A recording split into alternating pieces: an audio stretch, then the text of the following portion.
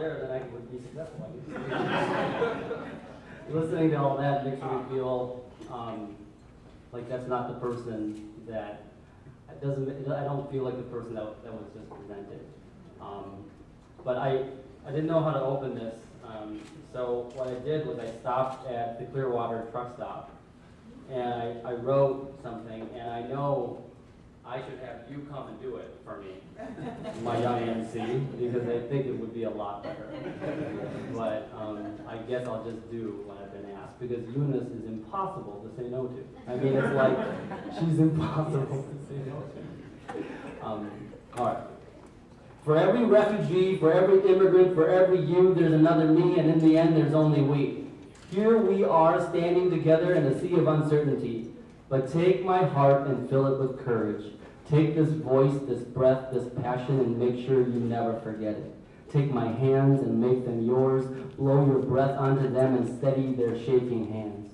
Fear, let's control it. For every black, for every tan, for every yellow, for every red texture of skin, let's stand out in the open. Let's let them see us. For every broken English, international call back home, a Chinese, Vietnamese, Hmong, Somali, Karen dialect, let them hear us. For every smell of homemade food from our blessed motherland, let them taste us. We are all different so that they may someday be able to love and know us. For every racist, ignorant comment, we will speak out with our hearts and minds. Let them hear us. For every uncomfortable, difficult, messed up, fucked up situation, we are in the end a minority of nations.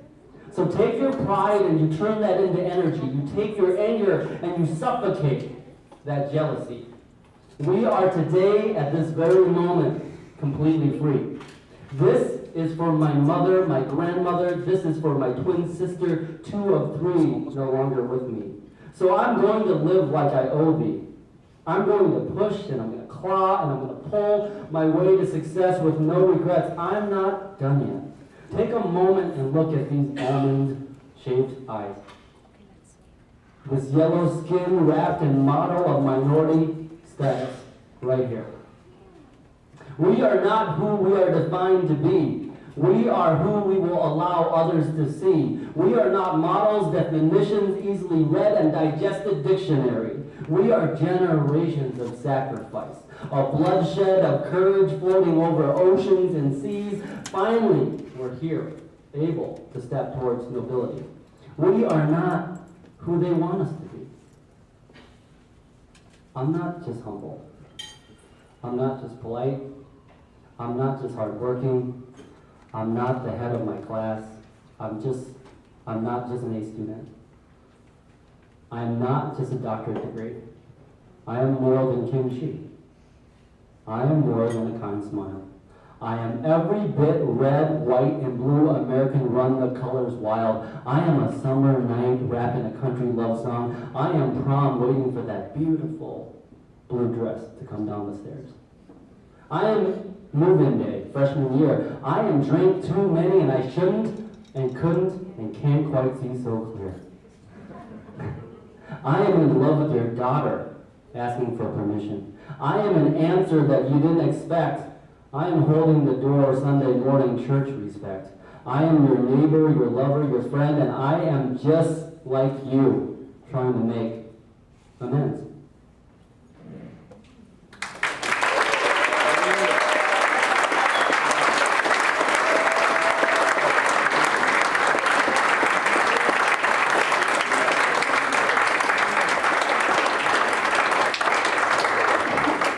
So much.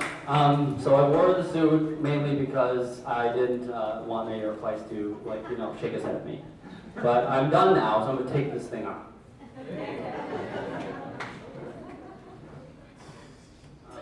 Before we move any further, I want to acknowledge some people in the room. Judge Mary Mahler, can you please stand up? Please. I know, you don't want to do it, but you got to do it. Judge John Wong, please stand up.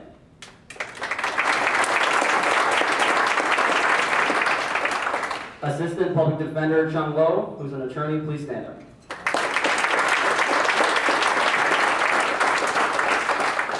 It's people who are in the legal community, it's judges and people who protect the rule of law of the Constitution, and it's a host of other people, and we have gone around the room, but it is so very important that the rule of law is here, because the rule of law safeguards and should give us access. So I just wanted to thank you so much for taking the time to be here, because after a full day of on the bench, deciding cases and doing things and still coming here tonight, that's a big deal. After a full day of defending people in court and coming here, that's a big deal. Thank you.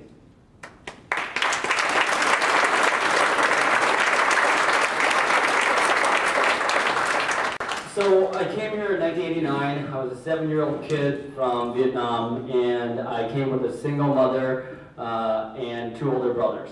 And we did not come here without some challenges. My eldest brother is a person with schizophrenia, and we learned that later on, and so we've been dealing with that. As I speak to you right now, I'll just be honest, what is in my heart and what is in my mind is my middle brother. He's at the ICU right now at the St. Cloud Hospital, but he's getting good care. We all go through things, right? I mean, we all do. And I'm here because I don't think I'm important. I'm here, and maybe not right at his bedside, but I will be right back there when we're done, is because the work that we do and the people that you are important, right? I mean, we are all important together. And so when you hear that resume, it sounds like, wow, that guy is an accomplished guy.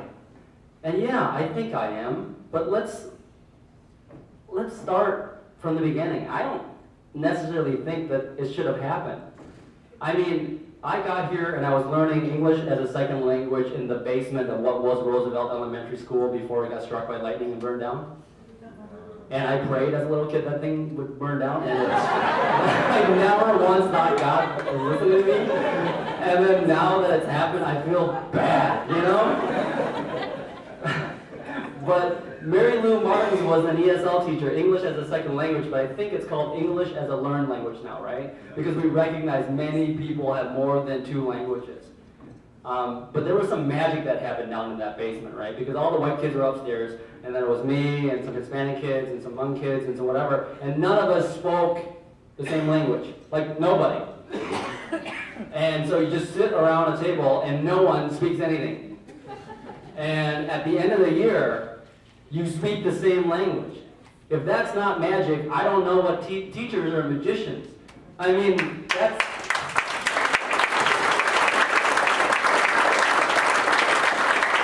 And, you know, the English language is interesting because, okay, Hao, here's a dog. Here's a cat. Meow. Ready? Here's what happens. It's raining cats and dogs. Wait, what? You mean fucking cats are falling from the sky? That's horrible. Who's catching them? Someone should go help them. But the English language is so funny that way, right? There's so many of these things. Like, either way you cut, there's 2 sides, and out of the frying pan and into the fire, and step back and blah blah. It crazily like broke my brain. I didn't understand any of it. What do you mean you're 1 inch deep and a mile wide? How does that work? Like, can't you just say that you're tired and you don't know what you're doing? Why do you have to tell me that you're 1 inch deep and 1 mile wide?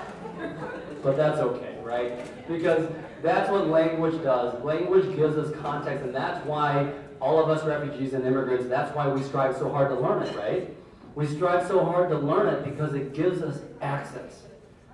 And the reason why it gives us access is because it gives us a common ground. And so I did that. I bought into the ESL thing, and then as the grades progressed, you know, they wanted you to become mainstream, you know, with the other kids, but I was like 3 Asian kids, and I just saw like there was a ton of other white kids upstairs, and I learned that actually if I was really good, on Fridays we could bring like one of our white friends down to the celebration pizza party. So I actually learned that it was pretty cool to have an Asian friend or a minority friend because you get to bring like Ryan Lar down and he gets to have snacks. And then in 5th grade and 6th grade, they started trying to test you to like get you out of that. You know, are you proficient in English now so you can just go to mainstream? And I was fortunate to always be able to look around the room and try to do some math. And my math was, just fail the test. Because then you don't have to go out to the mainstream. So I kept failing the test. And I thought that was pretty smart. I got to, kind of just move along, and I got to invite my friends down to the pizza party and all that. But, high school came, and I paid the price for that, right? I paid the price for that dearly. But before that, I want to talk to you about a moment where it was 4th grade, and I remember 2 kids, and I don't remember who they are, and I'm just going to call them Billy and Joe. And I had the hall pass, and I was going to the bathroom, and I saw Billy and Joe. And they were big kids, and I don't know what the deal was, I don't know what the beef was, because I just kind of kept to myself, but Billy grabbed me, and Joe kicked me right in the stomach, and then I just fell on the ground, and I was gasping for air, and I just laid there. And I think they said something, and, till this day, I still have to give either Billy or Joe some credit for comedic timing, because as I fell to the ground, the other one who had kicked me, he stood above me, and like I said, I still am mad at him, but the comedy is so brilliant, because he was like young, we must have been 6 or like 9 or something, I don't know. He bent down at me, and I'm laying there, I'm like, oh, I can't breathe, and he goes, he just kicked your sweet and sour ass. That shit's funny. You can laugh at that, okay, because that is funny. It's not right, it's super racist, it's totally wrong, but kind of funny. And I remember going home, and I was tired of telling my mom about all this crappy stuff that was happening to me at school. So I thought, okay, tomorrow during mutual recess, I am going to get my vengeance, because that's what Vietnamese do. We hang on to it deep in our stomachs, and we hold it forever. So I found them the next day in the playground, and I had a plan. I grabbed some sand, 2 fistfuls of sand. Lady, I know you're smiling because I feel like you got some of it in you. And I ran up to them, and I threw the sand in their eyes, and I kicked them right in the nuts, each one of them. And I feel like that was the very beginning of my sort of downward spiral with a chip on my shoulder. I did. I felt like I had a big chip on my shoulder, because every single time someone was mean to me, every single time someone was racist to me, even when it wasn't racism, even when it was nothing to do with racism, I completely thought it had everything to do with racism.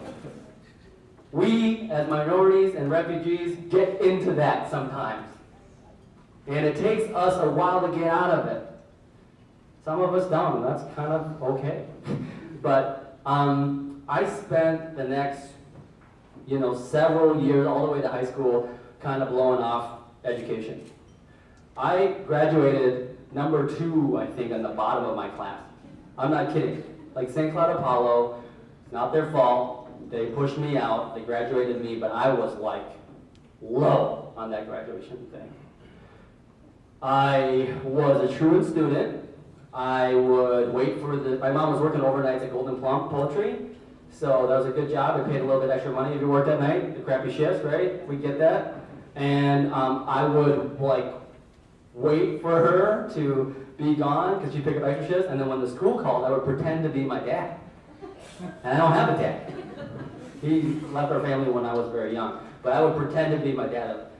Thằng Hao nó không có đây. Hả cái gì ạ? Thằng người đó, thằng Hao nó đi Apollo à? Đừng có lo. And then, God damn it, I don't understand what this guy's saying. What am I supposed to say? I asked where Hao was. He keeps just, how would I? And I swear to God, they just stopped calling. They did, because what are they going to do? So I just did that for a while. I turned on some Halo. I played Halo on Xbox. I watched some Dragon Ball Z. And then all of a sudden it was senior year, and I didn't care because I was going to go find a really good job at Electrolux. I'm serious. It's like $15 an hour. That's more money than I've ever had. And doing the math, I could do that for like 50 years, and then I'll probably make like a ton of money, and I'll probably buy like a really sweet car. or a bigger truck than anybody has. And I'll look like that Asian guy in the giant truck. Fine. So that was my plan. And it was a bad plan. Because something happened. I joined choir, you know, and then I started hanging out with some other kids who were like going to college. And right around October, these kids were opening letters from college admission classes, right? And some of them were, oh, I'm so excited, I'm going to Concordia, I'm going to St. John's, I'm going to blah, blah, blah. And they weren't excited, they weren't like, oh, I'm going to get a great future, I'm going to become a doctor, I'm going to do this. They were just so excited to go because they were going to be able to party and have fun and, you know, leave their nest. And I thought, oh, how? You don't care about academics, but you do care about girls in college. You do care about parties. You do care that these people have something that you don't. You do care that they're getting something and you're not. And it's a little too late to care because you kind of messed it up. You really messed it up because you know, SESU at the time only took people who had an ACT score of 25 or more, or you were in the top half of your class. And the only reason why I even took the ACTs is because my buddy, Ryan Lars, a real guy, I don't just make fun of him. I mean, I do. He can't hear defend himself here. But Ryan called me and said, hey, come take the ACTs with me. I actually registered you, and I swear I'll buy you the Hungry Man at Perkins or something. So just come with me. And I think he wanted to help me, right? As young kids can try, right? And so he picked me up. He came in, he woke me up. I was in my bedroom. He brought me, we had to buy me like a crappy calculator at the gas station that I didn't want. And the only part of the ACTs that I remember was the reading analysis section because I filled out A, B, abacadabra, the whole thing, abacadabra. I just did that and then I fell asleep because I was waiting for my breakfast. That was my plan. But the reading section came, and the only section I remember was the section about Bruce Lee. What? That's my jam. That's me. I know about Bruce Lee. That's the only hero we got. Until like Rumble in the Bronx came, and that was kind of like, I don't know. But, so I didn't even read the section on Bruce Lee. I just went right to the answers, and I nailed it. And, but that's not enough. It's not enough. We all know that's not enough. So I got a 15 on my ACTs. That's not good. 15 is really, really, really bad. And being like number 2 from the bottom is really, really, really, really bad. And recognizing that other people are going to go off to beautiful futures is even worse. And so I did something that changed my life, but it was only because others were willing and able to listen to me. I had like FUBU, gangster pants on, and like a dirty t-shirt, and I walked over to St. Cloud State University. And I walked over to St. Cloud State University, and I wasn't like a regular person who made an appointment like regular people do. I just walked in there because you don't know any better. And I went to the missions class, and I said, can I talk to somebody? And I sat there, and I looked pathetic, and I know I did, because somebody came, and they said, what do you want? And I said, I want to come to college here. And they said, did you apply? And I said, no. And they said, why? And I said, because I'm an idiot with a 15 and a low score, and can I beg someone to let me in, please? And the lady looked at me, and there must have been something, because she said, come back tomorrow, or come back next week. I don't remember what it was, and I came back, and there was like 5 or 6 people, and I met with them, and they let me into college. They let me into college on like super probation. Like, you're totally gonna fail, but we're just gonna do this. And they let me in, and I met Dr. Johnson, I met a few other people, and the thing that happened to me in college is for the first time I realized that if I just worked, and if I just tried, I actually could do well, and I could just stop letting my pride and my mouth get in the way of the work, because so many young, especially young men, and maybe women too, especially people of color, sometimes we are busier being mad. But that mad and that anger is important, right? That's the stuff that gets you to throw sand in people's eyes and kick them in the balls, but it's also good to channel that to school. And once I got there, I realized I did well. I did really well. I was able to graduate with honors, and I remember Shahzad said something to me. It's Dr. Johnson's colleague. Shahzad said something like, "What are you going to do with your life? What are you going to do?" And, you know, I was still fairly an angry person about race and stuff, and I thought, well, I'm just tired of always teaching people about race. I'm always tired about having these conversations about this and that and this and that, but I do still want to address it. So maybe I will pick a career that immediately gives me access to white people where I don't have to explain myself. No, I'm serious. Right? Think about that. So I was like, I'll be a cop. Yeah, gonna be a cop. They're gonna ask for help. I'm gonna respond, and then I'm gonna help them, and then they're gonna be like, wow, that little Asian guy wasn't so bad. That's what my plan was, and I thought I could do that because I could not have to talk about race, but I could just help people, and then maybe they just would like me. And I think that's not a bad plan. But there is a funny story. There was a domestic assault going on. This guy was getting his butt handed to him by his brother. Domestic assaults can also be with your brother, right? It doesn't have to be like wife and husband or husband and wife. So he was literally getting his butt kicked by his brother. So I was like bleeding. I'm like super excited. I'm a young 20-year-old cop. Woo, woo, woo. I fly there, like out, I'm running, I have my taser out. I'm totally gonna save him. So I get there, and it's a trailer park thing, and I'm gonna be super great. And I go up to him and I say, "Sir, let me help you." And I swear to God, I have two beautiful children and a wonderful wife. I swear on them. He says to me, this guy, he's bleeding, okay? He called 911 for help. I show up, which is the duty that I should do, and he sees me, and he says, "I want an American cop." Like, that happened. Dude was like, "I want help, but my racism is more powerful than my need for help, so right now, if you could just go send, Josh Rollback over, and that would be better for me." God, I'll never forget that. That was so messed up. That was, but it taught me something, you know? It taught me that it can be profound.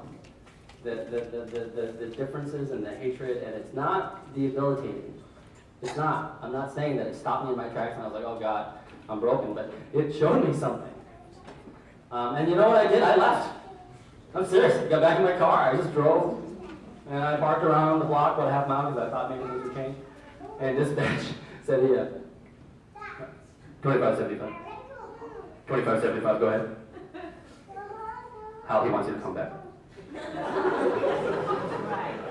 So I came back, and then he wasn't asking me again, and then he shoved me, and then I placed him under arrest for obstruction of legal process, and that ride back was the sweetest ride to the jail I've ever taken. It was the best. So God has a sense of humor for sure.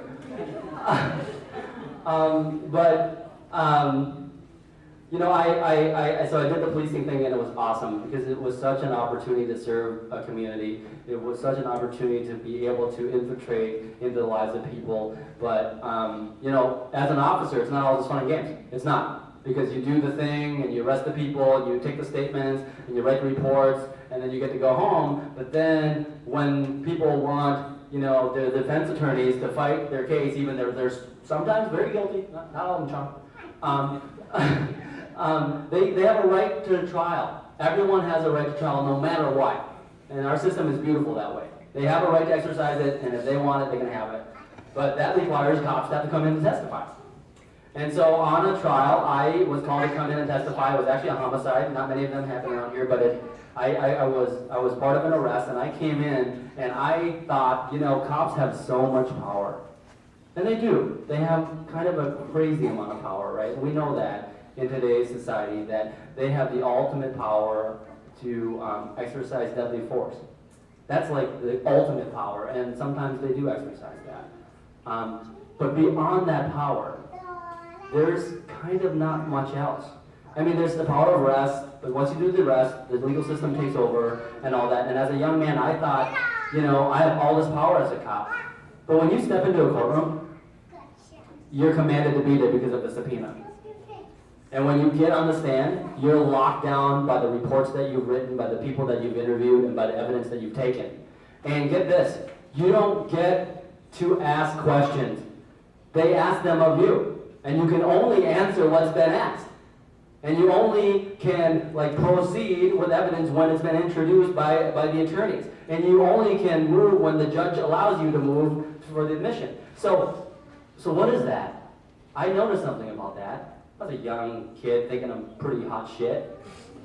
Right? Made it, kinda. And I get into court and words are power. Nothing happens in court that's physical. Every single word has power. And the ability to speak and the ability to ask and command answers, that's true power. And you get to make a difference with that power. And I thought, I'm going to go to law school. Because I want what they can do, and I feel like I should be able to do it. So I was lucky enough, I took a test, I studied hard, and by golly, I was able to get into law school. Now here's the story. Now here's the part where it's like, okay, you heard a story about young Hao, all this stuff, refugee camp, moving to the Philippine Islands and all that, and you heard about all that earlier stuff, but think about what I said. I couldn't have got even to college without someone giving me access, that woman and that group at St. Cloud State. I couldn't have gotten into the police department unless Chief Valentine agreed to hire me, and then Bruce Bechtel, the chief deputy, gave me access. You can work as hard as you want. Everybody here, you can work as hard as you want. As hard as you want, you can embrace leadership because now you're cool with it. But if no one gives you an opportunity to be a leader, it doesn't matter. That's the thing, right? So we can't look from the inside and then hope for the outside to be better. We need to reach out, and other people need to reach back. So access is important, and many of you people who are here as sponsors provide access in many, many ways that you don't even know of. I remember writing an email to a mayor that I didn't even know. And I said, hey, I used to be part of the St. Cloud Police Department. I'm a kid in law school right now. Can I come back and clerk for your city attorney's office? And Mayor Kleiss did what every leader should do. He just sent me towards the city attorney at that time. The city attorney at that time, to be frank with you, couldn't care less and told me that, we're not going to hire you at this time. You need more experience. Nobody hires a first-year law student to be a clerk in a prosecutor's office. And I took that as a challenge, so then I applied and begged my way and proved my way into the Hennepin County Attorney's office, which is Minneapolis, Hennepin County. It's a huge office, and it was a paid position, okay? And so I took that experience, and then I remember emailing Mayor Kleiss back saying, not blaming him, but just saying, hey, it didn't work out for whatever reason, but I'm here now, second year law school, have this experience, can I keep up with you for the next few years? And he just said yes. And right before I graduated law school, I emailed him again, and he said, come meet me. And Mayor Kleiss provided me access. He made me earn it, for sure. I worked my first year at the city attorney's office with a law clerk salary, and I was actually losing money, driving, and working for the first year. But after the first year of proving myself, I got a full-time position, and then I was able to ride out for 4 more years getting trial experience. But he gave me access. I got here and I ran into a guy when I was a police officer by the name of Hao Nguyen, who was just a prosecutor at the time. Not a judge yet, just a prosecutor, an Asian prosecutor. And then I would write police reports and this guy would review them, and sometimes he would charge them and sometimes he wouldn't. But he was a mentor to me because he was someone who reached a certain plateau that I looked up to. I met another man by the name of Chung Lo, who was a public defender, who taught me sympathy and empathy for people who have been charged with crimes, people who substance abuse, people who have other demons. These people gave me access to a system that I kind of didn't believe in. So what I'm saying is, at the end of the day, I mean, after this dinner's over, to all the graduates, that's what I'm talking about right now, to you guys, there's going to be a point where you're tired. You're totally tired.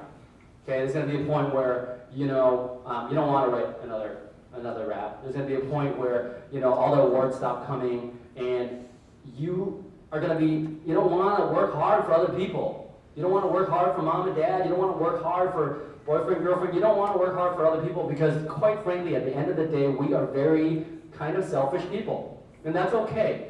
So you have to work hard for yourself. You have to know what is in your belly, because no matter how many people tell you to get out of bed to go check in, you don't care if you're tired. You don't care, and they'll stop asking eventually, right? So you need to figure out what is in your stomach, what is in your belly to drag you and motivate you to get up and get out. And when you get up and when you get out, you know that you've overcome that tiredness, you need to find other people who have access. And you need to stay in front of their face and be so polite and so nice and show them you're hardworking that in the end they can't help it but help you be successful. And then for the people who have access, you need, and I know I'm getting preachy, but you need to give us some. Because we'll work hard for it and we'll do well. So I'll wrap up with that. I just thank everyone for your time. It's such an honor to be here. This is such a wonderful event, and thank you for letting me share some of my story.